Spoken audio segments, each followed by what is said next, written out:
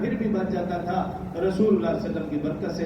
حضرت ابو طالب بھی بڑی محبت فرماتے رسول اللہ صلی اللہ علیہ وسلم سے۔ 8 سال سے لے کر 12 سال تک یہ عرصہ رسول اللہ صلی اللہ علیہ وسلم نے حضرت ابو طالب کے پاس گزارا۔ رسول اللہ صلی اللہ علیہ وسلم کی عمر مبارک 12 سال تھی۔ حضرت ابو طالب نے ایک تجارتی قافلے کے ساتھ ملک شام جانے کا فیصلہ کیا تجارت کی غرض سے، اور اپنے بھتیجوں کو بلایا، آپ صلی اللہ علیہ وسلم کو بتایا کہ میں اس طرح تجارتی قافلے میں جا رہا ہوں ملک شام، مجھے کچھ وقت لگے گا۔ جب یہ بات رسول اللہ صلی اللہ علیہ وسلم سے کہی، رسول اللہ صلی اللہ علیہ وسلم اداس ہو گئے، پریشان ہو گئے کہ پہلے تو دادا جان حضرت عبد المطلب کے پاس تھا، اب چچا جان کی زیر کفالت تھا، اب یہ جا رہے ہیں، نہ جانے کتنا وقت لگے، کیا حالات و واقعات ہوں۔ جب حضرت ابو طالب نے بھتیجے کو اداس دیکھا تو ان سے وہ اداسی برداشت نہ ہوئی، تو فیصلہ کیا کہ میں اس بھتیجے کو بھی ساتھ لے کر جاؤں۔ جب یہ بات بھتیجے کو بتائی، رسول اللہ صلی اللہ علیہ وسلم کی خوشی کی انتہا نہ رہی۔ 12 سال کے بچے ہیں اور تجارت کے سلسلے میں حضرت ابو طالب جا رہے، ان کے ساتھ قافلے میں وہ بھی شریک ہو۔ اب جب یہ قافلہ مکہ سے چلا، ملک شام کی جو سب سے بڑی اہم تجارتی منڈی تھی، بڑا شہر تھا، وہ بصرہ تھا۔ اس اہم تجارتی منڈی میں پہنچنے سے پہلے راستے میں اس قافلے نے ایک جگہ پڑاؤ کیا۔ جہاں پڑاؤ کیا، جب پہلے بھی جاتے تھے وہیں پڑاؤ کیا کرتے تھے، یہ قریشی قافلہ وہاں رکتا تھا، وہاں کچھ دن ٹھہرتا تھا، بعض کا پورا دن، بعض کا دن اور رات۔ اس پڑاؤ کے بالکل قریب ہی بحیرہ نامی راہب تھا، اس کی خانقاہ تھی۔ اس کی خانقاہ کے قریب یہ قریشی قافلہ رکا کرتا تھا، ٹھہرتا تھا، پھر اگلا سفر۔ جب یہ قافلہ اس خانقاہ کے قریب پہنچا، وہاں پہ خیمہ زن ہوا، تو کچھ ہی دیر کے بعد اس بحیرہ نامی راہب نے ایک شخص کو بھیجا اور جا کر کہا کہ پیغام دے دو اس قافلے والوں کو کہ میں تم لوگوں کی دعوت کرنا چاہتا ہوں، کھانے پہ بلایا۔ اب جیسے ہی قریشی قافلے کو یہ خبر پہنچی، یعنی اس قافلے کے سردار حضرت ابو طالب کو جب یہ پیغام پہنچا، وہ بڑے حیران ہوئے۔ حیران اس لیے ہوئے کہ یہ بحیرہ نامی راہب، یہ درویش صرف انسان تھا، دنیا و ما فیہا سے بے خبر تھا، قافلے آتے رکتے چلے جاتے، کبھی اس نے ان کی طرف توجہ نہ دی، کبھی بات چیت بھی نہ کی، کبھی دیکھا بھی نہیں، دعوت دینا تو دور کی بات، اور اسے خبر بھی نہ ہوتی تھی، بس یہ تھا بھی لوگ آتے رکتے، قافلے آتے رکتے چلے جاتے، بات ختم۔ لیکن جب اس نے کھانے کی دعوت دی تو حضرت ابو طالب اور یہ پورا قافلہ بڑا حیران ہوا کہ یہ کیسے ممکن ہے، اس راہب نے تو کبھی دیکھا ہی نہیں، کبھی بات چیت نہیں کی، اس کو تو خبر بھی نہیں ہوتی کون آیا کون گیا۔ خیر اس کی دعوت پر یہ قافلہ تیار ہو گیا۔ جب کھانے کا وقت آیا، حضرت ابو طالب نے اپنے بھتیجے سے کہا، چونکہ وہ بچے تھے، ان سے کہا بھی آپ ہمارے سامان کے قریب بیٹھو تو ہم ہو کے آتے ہیں، آپ کے لیے کھانا لے آئیں گے یا بندوبست کریں گے یا بعد میں بھیج دیں گے۔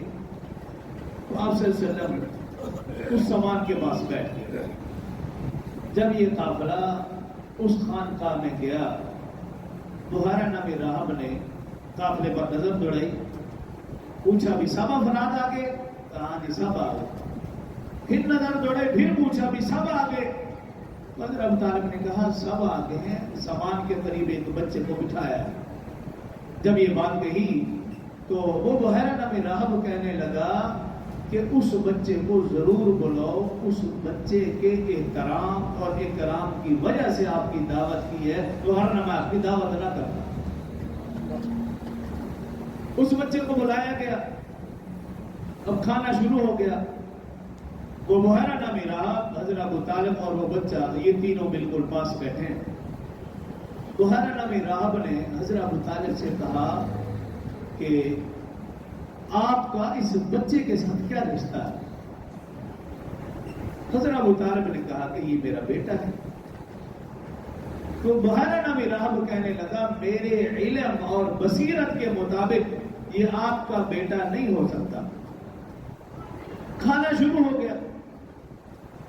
کھانا کھانے کے بعد وہ بحیرہ نامی راہب اٹھ کر آپ صلی اللہ علیہ وسلم کے قریب گیا، ساتھ حضرت ابو طالب تھے، ساتھ ہی آپ صلی اللہ علیہ وسلم تھے، ان کے پاس گیا اور انہیں کہا کہ اے بچے، تجھے لات، منات، عزا کی قسم میں جو بات پوچھوں گا وہ سچ بتا۔ جب یہ بات کہی تو آپ صلی اللہ علیہ وسلم نے اس بحیرہ نامی راہب کے منہ پہ ہاتھ رکھ دیا، کہا میرے سامنے لات، منات، عزا کی قسم مت کر اور نہ ہی مجھے قسم دے۔ وہ بحیرہ نامی راہب اٹھا، اپنی جگہ پہ آ گیا۔ کھانا کھانے کے بعد قافلے والوں سے کہا ابھی تم حضرت ابو طالب سے کہیں سب کو بھیج دو۔ جب وہ سب چلے گئے، حضرت ابو طالب اور آپ صلی اللہ علیہ وسلم کو بٹھا دیا۔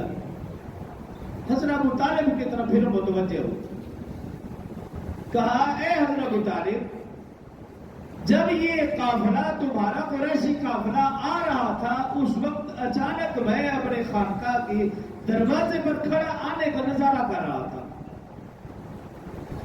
پھر کہا میں نے کیا دیکھا کہ اس قافلے میں اس بچے کے اوپر بادل کے ایک ٹکڑے نے سایہ کر رکھا اور اس بچے کے ساتھ ساتھ وہ سایہ چل رہا ہے۔ اور پھر کہا کہ جب تم فلاں درخت کے پاس رکے میری نظر پڑی کہ اس درخت کی ساری شاخیں جھک کر اس بچے کو سلام کر رہی تھی۔ اور پھر کہنے لگا اب مجھے بتاؤ یہ بچہ کون ہے اور اس کے والد اور آپ کا رشتہ اس کے ساتھ کیا ہے؟ حضرت ابو طالب نے بتایا کہ میں اس کا چچا ہوں، اس کے والد، اور بتایا کہ والد اس بچے کے پیدا ہونے سے پہلے وفات پا گئے۔ جب یہ ساری باتیں کہی تو بحیرہ نامی راہب نے کہا کہ میں ایک اور علامت دیکھنا چاہتا ہوں، اگر اجازت ہو۔ تو حضرت ابو طالب نے کہا دیکھ لو۔ آپ صلی اللہ علیہ وسلم کا کپڑا پشت سے اٹھایا، دونوں کندھوں کے درمیان اس نے مہر نبوت کو دیکھا، کپڑا نیچے کیا اور پھر کہا اے حضرت ابو طالب تمہارے لیے خوشخبری ہے، یہ بچہ نبی آخر الزمان ہوگا۔ اس بچے کا انتظار شدت سے کیا جا رہا، جب یہ بڑا ہوگا اس کی بڑی شان ہوگی، بڑی آن بان ہوگی، بڑا نام و نشان ہوگا، اس کی حکمرانی مشرق مغرب شمال جنوب ہر طرف ہو جائے گی۔ اور پھر کہا ہے حضرت ابو طالب میرا مشورہ یہ ہے کہ آپ آگے ملک شام جا رہے ہیں، بصرہ جا رہے ہیں، اس بچے کو باہر نہ لے کر جاؤ، اگر وہاں پر رومی یہودیوں نے اس بچے کو دیکھ لیا اس بچے کو قتل کر دیں گے، نقصان پہنچیں گے، لہذا میرا مشورہ یہ ہے کہ اس بچے کو آگے نہ لے جاؤ۔ حضرت ابو طالب نے وہی فیصلہ فرمایا۔ حضرت ابو طالب اور باقی قافلے والے تو ملک شام اور بصرہ گئے، لیکن اس بچے کو حضرت ابو طالب نے دوبارہ واپس مکہ بھیج دیا، اس بچے کو آگے لے کر نہیں گئے۔